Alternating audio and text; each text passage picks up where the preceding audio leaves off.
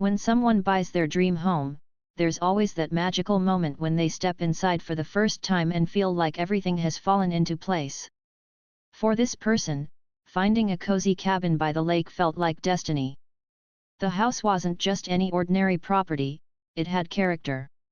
Rustic wooden beams lined the ceiling, large glass windows let sunlight pour in, and every corner seemed to whisper stories of peaceful evenings spent watching the sunset over the water. But what really sealed the deal was the private dock stretching out into the shimmering lake.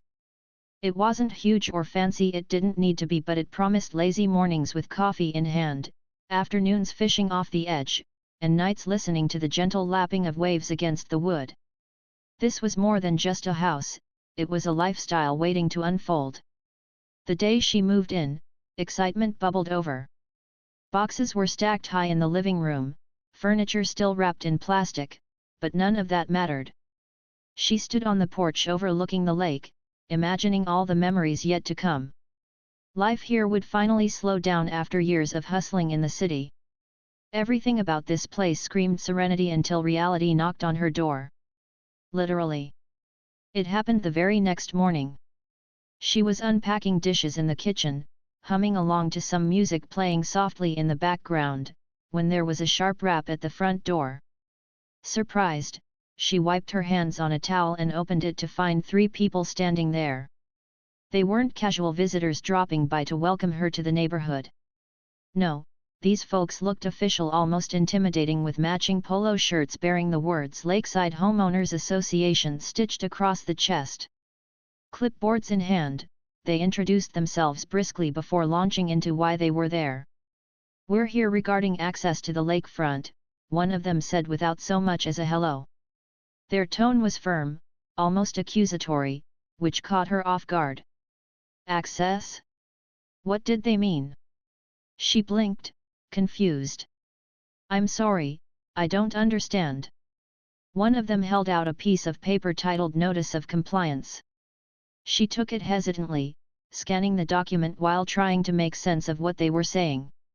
Apparently, according to them, the lake wasn't entirely hers. At least, not according to how things had been run around here for decades. The group insisted they needed immediate access to inspect the community's shared lakefront. Shared? That word hit her like a splash of cold water. All along, she'd been told and firmly believed that the lake and its surrounding land were part of her property. Her real estate agent had assured her during the purchase process that this stretch of shoreline belonged solely to her. So why were these strangers showing up demanding rights to something she thought was exclusively hers? Before she could even begin to process the situation, the trio pressed further. "We'll need to check your dock now," one of them announced, already stepping toward the backyard as if they owned the place. Her heart raced. Something about this whole interaction felt wrong. How could they march onto her property like this and demand anything? Still, wanting to avoid conflict right off the bat, she nodded reluctantly and led them outside. As they examined the dock, jotting notes on their clipboards, she couldn't shake the sinking feeling that trouble was brewing. Later that evening, sitting alone on the porch with a cup of tea, she replayed the encounter in her mind. Who were these people? And why did they think they had a claim to her lake? She decided to dig deeper. Flipping through the stack of documents from closing day, she pulled out her deed and property survey. What she discovered left her stunned and instantly aware that this was only the beginning of a much bigger story. This revelation set the stage for a clash between her quiet dreams of solitude and the entrenched expectations of those who had long taken the lake for granted. Little did she know, this picturesque retreat was about to become the center of a storm she never saw coming. The next morning, she woke up with a knot in her stomach. The events of the previous day kept replaying in her mind like a broken record. She had moved here for peace and quiet, but now it felt like the calm before an unexpected storm. Her initial confusion had shifted into something sharper, a mix of frustration and curiosity. Who were these people, and why did they think they had a say over her property? More importantly, how could she fix this without turning her dream home into a battleground? Determined to get answers, she decided to call the real estate agent who had helped her buy the cabin. After exchanging pleasantries, she cut straight to the point. "There's been some confusion," she began, explaining what had happened with the HOA. The agent listened quietly, then let out a long sigh. "Well," the agent finally said, "this might explain why the previous owner sold the place so quickly." That comment sent chills down her spine. What exactly had the previous owner known that she didn't? The agent went on to explain that the lake had always been a bit of a gray area. For decades, the neighbors assumed it was communal property because no one had ever questioned it. But legally speaking, the eastern shoreline, the part where her cabin sat, had been privately owned for years. The millionaire who sold her the property hadn't made a fuss about it, likely because he rarely used the lake himself. He just let people do as they pleased while he stayed out of sight. "So you're telling me I own the lakefront?" she asked, still struggling to wrap her head around it. "Yes," the agent confirmed. "At least, according to the deed and survey. But honestly, I'm not surprised the HOA is upset. They've acted like it's their lake for years." Hanging up the phone, she felt a strange mix of validation and dread. On one hand, knowing she had legal rights to the property gave her confidence. On the other hand, it was clear the neighbors weren't going to take this lying down. She needed to figure out how to handle the situation carefully or risk alienating everyone in the community. Later that afternoon, she called another meeting with the HOA representatives. This time, she came prepared. Armed with copies of her deed, property survey, and even old maps showing the boundaries, she laid everything out on the table. At first, the room was silent. Then, slowly, murmurs broke out among the group. One man leaned forward, squinting at the documents as if trying to find a loophole. Another woman crossed her arms tightly, looking skeptical. "This can't be right," the man finally said, his voice tinged with disbelief. "We've been using this lake for generations. How could it suddenly belong to you?" She took a deep breath, choosing her words carefully. "I understand how surprising this must be. Believe me, I didn't expect any of this either. But the facts are pretty clear. Legally, this part of the lakefront belongs to my property." The reaction was immediate and intense. Some members started arguing amongst themselves, while others directed their anger toward her. One guy, visibly red-faced, accused her of buying the land just to shut everyone else out. Another woman pleaded with her, saying the lake was the heart of the neighborhood and taking it away would destroy the community. "I don't want to shut anyone out," she said firmly, cutting through the rising tension. "I moved here for the same reasons you all love living here, to enjoy the beauty and tranquility of the lake. I just need time to figure out how we can work together." But her reassurances fell flat. By the end of the meeting, it was obvious the HOA wasn't satisfied. They left reluctantly, grumbling about next steps and legal options. As she watched them walk away, she couldn't help but feel like she'd stepped onto a battlefield she hadn't signed up for. Over the next few days, the weight of the situation settled heavily on her shoulders. Neighbors who had greeted her warmly when she first arrived now avoided eye contact or muttered under their breath as they passed by. A few tried to corner her at the local grocery store, asking pointed questions about whether she planned to close off the lake. Each interaction left her feeling more isolated. One evening, sitting alone on the porch, she found herself staring at the water. The moonlight danced across its surface, creating ripples of silver. It was hard to reconcile the beauty of the scene with the ugliness brewing on shore. How had something so peaceful become such a source of conflict? Her thoughts drifted back to the HOA meeting. There had been moments when she sensed cracks in their united front.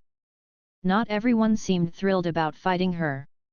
In fact, one older couple had exchanged uneasy glances during the heated arguments. Maybe not everyone shared the board's aggressive stance. If she could connect with those individuals, perhaps she could start chipping away at the hostility. With that idea in mind, she decided to reach out directly to some of her neighbors. Over the weekend, she baked cookies and walked door to door, introducing herself properly. Most people were polite but distant, accepting the treats with forced smiles. Still, a handful warmed up to her enough to share their thoughts. One elderly man admitted he'd always suspected the HOA operated on shaky ground but never dared to speak up. Another neighbor confided that she loved the lake too much to see it turn into a war zone. These small conversations gave her hope. Even though tensions remained high, she realized not everyone viewed her as the enemy. Some simply wanted clarity and maybe a solution that didn't leave anyone feeling betrayed. As the days turned into weeks, she continued reaching out, determined to build bridges wherever possible. She knew the road ahead wouldn't be easy, but she also understood that compromise often required patience and persistence. And deep down, she held on to the belief that this beautiful piece of land deserved harmony, not hostility. Little did she know, the HOA wasn't done fighting. Their next move would test her resolve and force her to decide how far she was willing to go to protect what was rightfully hers. The tension in the neighborhood didn't ease up, it only grew thicker, like storm clouds gathering on the horizon. As days turned into weeks, it became clear that the HOA wasn't going to back down quietly. Instead, they seemed determined to make her life as difficult as possible. And while she had hoped for calm and understanding, what followed was anything but peaceful. It started small. At first, it was subtle things, signs popping up around the community with messages like "Respect our lake" or "Private property alert." These weren't official notices from the HOA, they were clearly homemade, slapped together with markers and poster board. Still, their message was loud and accusatory, aimed squarely at her. It felt like a silent protest, a way for the neighbors to express their disapproval without directly confronting her again. But then came the more personal attacks. One morning, she walked down to the dock to find that someone had cut the ropes securing her boat. The little vessel was drifting aimlessly in the middle of the lake, bobbing up and down with the current. She sighed, shaking her head as she grabbed a paddle and rowed out to retrieve it. It was a petty move, but it stung all the same. Someone had deliberately targeted her property, and the thought of being watched or judged by unseen eyes sent a chill down her spine. Things escalated further when she discovered bags of trash dumped along her stretch of shoreline. Plastic bottles, food wrappers, even old fishing nets tangled together in a messy heap. It was disgusting and deliberate, an act meant to send a message, "You don't belong here." Cleaning it up took hours, and every time she bent over to pick up another piece of garbage, frustration bubbled inside her. Why couldn't they see that she wasn't trying to ruin their lives?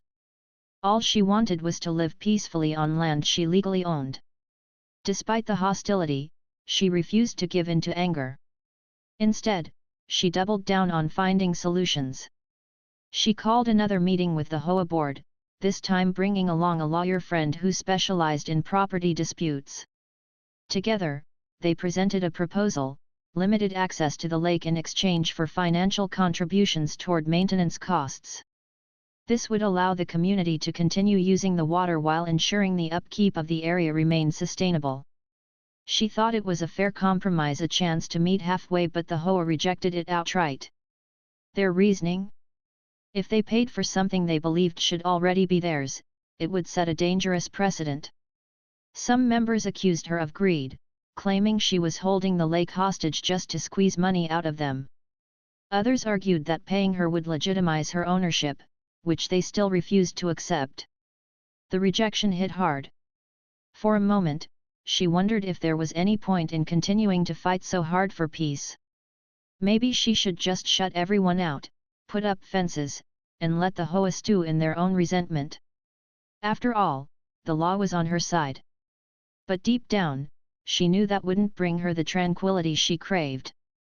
Isolation might solve one problem, but it would create a dozen others.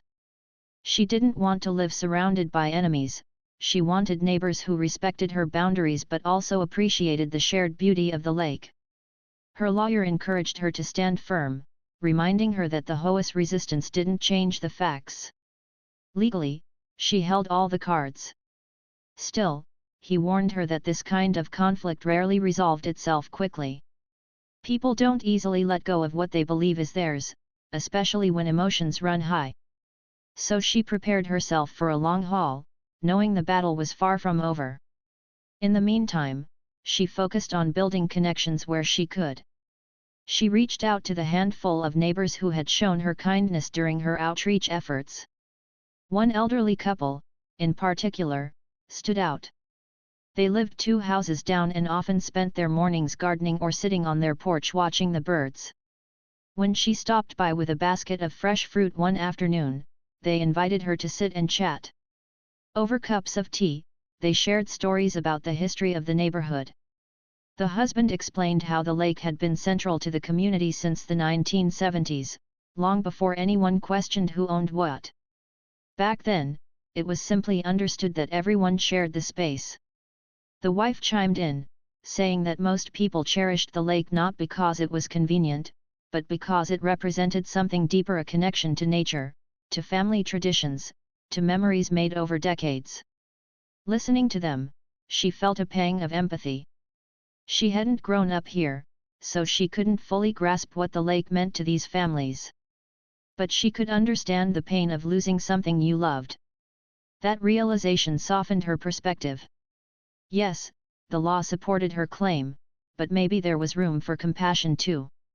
Maybe she could find a way to honor their attachment to the lake while still asserting her rights. Inspired by the conversation, she decided to host a small gathering, a casual barbecue on her lawn. She extended invitations to everyone in the neighborhood, including the HOA board members. The goal wasn't to negotiate or argue, it was simply to foster goodwill. She wanted to remind everyone that beneath the legal battles and heated words, they were still human beings sharing a common home. To her surprise, a few people actually showed up. Not everyone, of course. Many stayed away, likely out of pride or lingering resentment, but those who attended left with a slightly different impression of her. They saw her smile, heard her laugh, and noticed the genuine effort she was making to bridge the gap. It wasn't a grand victory, but it was progress. Still, the HOA wasn't done fighting. Behind closed doors, they began discussing their next steps, which included exploring legal avenues to challenge her ownership. Rumors spread about potential lawsuits, and the atmosphere grew heavier with each passing day. She knew this was just the beginning of a much larger battle, one that would test not only her patience but also her resolve. As she sat on her porch late one evening, staring out at the darkened lake, she reflected on everything that had happened. Moving here was supposed to be a fresh start, a chance to escape the chaos of city life. Instead, she found herself caught in a web of conflict and mistrust.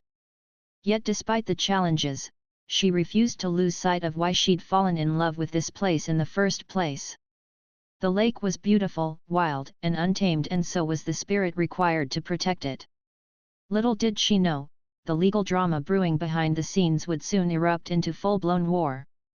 But through it all, she vowed to stay true to herself, to fight fairly, listen openly, and never lose hope that peace might one day return to her little corner of paradise. The legal battle that followed was nothing short of exhausting. It wasn't just about paperwork and court dates, it was a grueling test of patience, emotions, and finances. Hiring a lawyer to defend her rights came with a hefty price tag, and the mounting costs started eating into her savings. But what weighed on her even more was the toll it took on her relationships with the people around her. The once friendly neighborhood now felt like a minefield, where every glance or muttered comment carried an undercurrent of hostility. Social media became another battlefield. Someone had created a private group for residents to discuss the situation, and while she wasn't invited to join, snippets of the conversations leaked out. Posts accused her of being greedy, selfish, and out of touch. One particularly nasty comment called her a city slicker who thinks money can buy happiness. Others suggested boycotting her small online boutique, a business she had poured her heart into building over the years. Seeing those words made her stomach churn. She hadn't come here to make enemies or stir up drama. All she wanted was to live peacefully on land she legally owned. But the HOA wasn't playing fair either. They filed a lawsuit based on something called adverse possession, which basically meant they were arguing that because they'd used the lake for so long without anyone stopping them, it should belong to the community. Their argument hinged on decades of assumed access, ignoring the fact that no one had ever formally challenged the ownership until now. Her lawyer assured her the case was weak since adverse possession required specific conditions like open and notorious use of the property without permission, but the mere existence of the lawsuit cast a dark cloud over everything. Every trip to court felt like stepping into a boxing ring. On one side, there was her team, calm, collected, and armed with documents proving her ownership. On the other side, the HOA's representatives were fiery and emotional, appealing to the judge's sense of fairness rather than sticking to legal facts. They brought in witnesses, longtime residents who tearfully described family traditions tied to the lake, from fishing trips with their kids to summer picnics on the shore. While their stories tugged at the heartstrings, they didn't change the law. Ownership was ownership, plain and simple. Still, the process dragged on for months. Each hearing left her drained, questioning whether standing her ground was worth the cost, not just financially, but emotionally. She began spending less time outside, avoiding walks by the lake or evenings on the porch. It wasn't just the tension with the neighbors, it was the feeling of being watched, judged, and resented.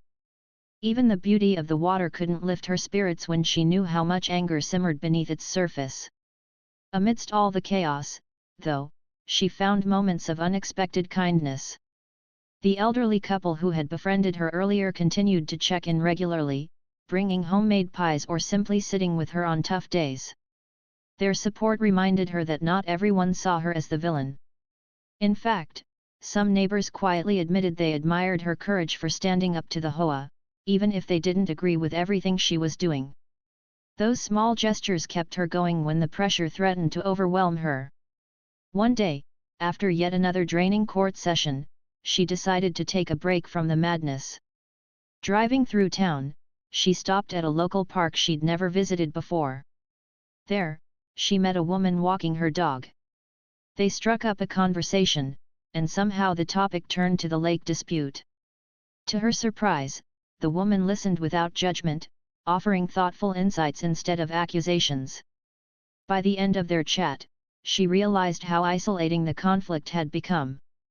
Talking to someone neutral, someone unconnected to the drama, reminded her that not everyone viewed her as the enemy. Encouraged by this interaction, she resolved to keep reaching out. She organized a second barbecue, this time inviting only a few select neighbors, the ones she suspected might be open to rebuilding trust. She kept it low-key, focusing on food, laughter, and light-hearted conversation. No talk of lawsuits or property lines, just people connecting over shared humanity. Slowly, cracks began to form in the wall of animosity separating her from the rest of the community. Meanwhile, the legal proceedings reached their climax. After months of arguments, evidence reviews, and testimonies, the judge finally delivered a verdict: the lakefront belonged to her. The HOA's claim of adverse possession was dismissed, and they were ordered to remove any structures built on her property without permission. Legally, it was a clear win. Emotionally, it felt bittersweet. The ruling sparked mixed reactions in the neighborhood. Some residents accepted defeat reluctantly, muttering under their breath but ultimately respecting the court's decision. Others doubled down on their resentment, refusing to acknowledge her ownership or speak to her directly. A few even went so far as to vandalize her mailbox, spray painting phrases like "lake thief" across it. The act was childish, but it stung nonetheless. Despite the lingering bitterness, she refused to let hatred define her experience here. With the legal battle behind her, she shifted her focus to healing the rift in the community. She implemented a permit system allowing responsible access to the lake for fishing, boating, or swimming in exchange for modest fees that went toward maintaining the shoreline. She also partnered with local environmental groups to host clean-up events, encouraging everyone to take pride in preserving the area's natural beauty. These efforts weren't universally embraced, but they opened doors for dialogue. Neighbors who had previously avoided her started showing up to the clean UPS, working side by side despite their differences. Over time, the frost between them began to thaw. Conversations grew less guarded, smiles became less forced, and slowly, painfully, bridges started to rebuild. Looking back, she realized the entire ordeal had taught her valuable lessons about resilience, empathy, and compromise. Moving here had been about finding peace, but true peace wasn't the absence of conflict, it was the ability to navigate it with grace and understanding. The scars of the past wouldn't disappear overnight, but neither would her determination to create a harmonious future. As she stood on her porch one evening, watching the sun dip below the horizon and paint the sky in shades of orange and pink, she allowed herself a moment of quiet satisfaction. The road ahead wouldn't always be smooth, but she was ready to face it one step, one conversation, one shared sunset at a time. The legal victory was a relief, but it didn't feel like the triumphant moment she'd imagined. Instead of fireworks and celebration, there was an eerie quiet, a sense that the battle might be over, but the wounds were still raw. The HOA had been ordered to remove any unauthorized structures on her property and cease all claims to the lakefront. Legally, she had won. But walking through the neighborhood, she could feel the tension hanging in the air like humidity before a storm.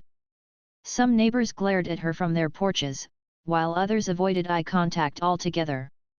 It wasn't hatred exactly, but it wasn't acceptance either. She tried not to let it get to her. After months of fighting, she knew better than to expect everyone to suddenly welcome her with open arms. Real change took time, especially when emotions ran as deep as they did here. Still, the isolation gnawed at her.